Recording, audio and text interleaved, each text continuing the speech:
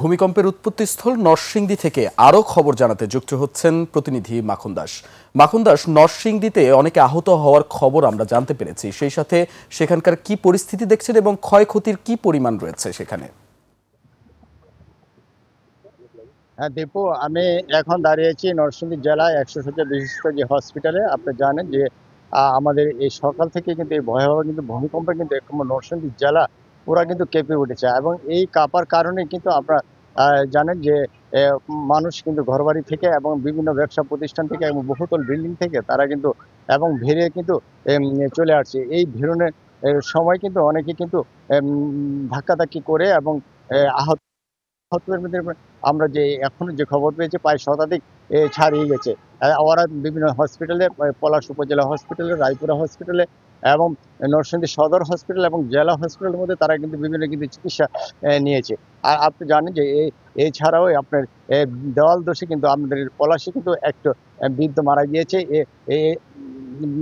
বৃদ্ধ মারা গিয়েছে। এছাড়াও আপনার আমাদের নরসিংদী সদরে এই একটা দেওয়ালের কানিশি ভেঙে তার বাবা এবং ছেলে সহ তারা কিন্তু আহত হয়েছে। তারা গুরুতর আহতদেরকে সকালে কিন্তু ঢাকা মেডিকেল কলেজ হসপিটালে নেওয়া হয়েছে। নেওয়ার পরে কিন্তু এখন আমরা কিছুক্ষণ আগে জানতে পেরেছি দুপুরের দিকে তার ছেলে মারা গিয়েছে এবং এই একটু আগে তার বাবা কিন্তু তার মারা গিয়েছে।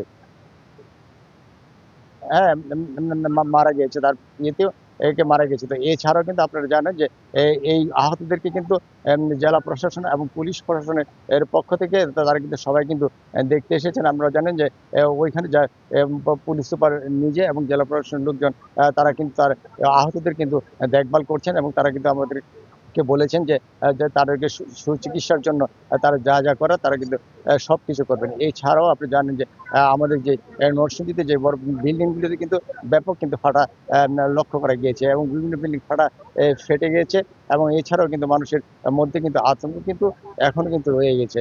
আমরা যে যেহেতুই দিন গড়িয়ে আসছি, কিন্তু এই যে ভয়াবহ ভূমিকম্প নরসিংদীতে কখনোই কিন্তু তা আমরা বয়স্ক মানুষের সাথে কিন্তু কথা বলি, তারা কিন্তু বলেছেন যে এমন ভূমিকম্প তারা কখনো দেখে না। তো এই ভূমিকম্পের আতঙ্কে এখনো মানুষ কিন্তু বসবাস করছে।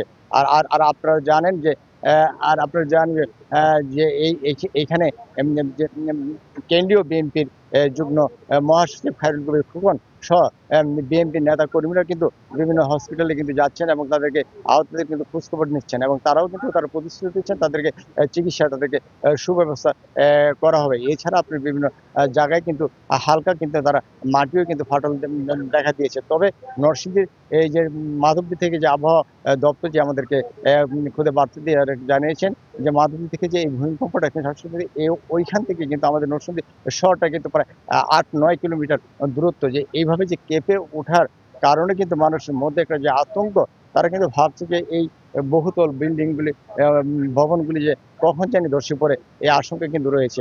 আপনি জানেন যে এখন শুধু ছোট ছোট ফাটা দিয়েছে শুধু এই বিল্ডিং, এটা নিয়ে কিন্তু মানুষ কিন্তু আতঙ্ক রয়েছে। তো দীপু, এই ছিল নরসিংদীর সর্বশেষ ভূমিকম্পের খবর।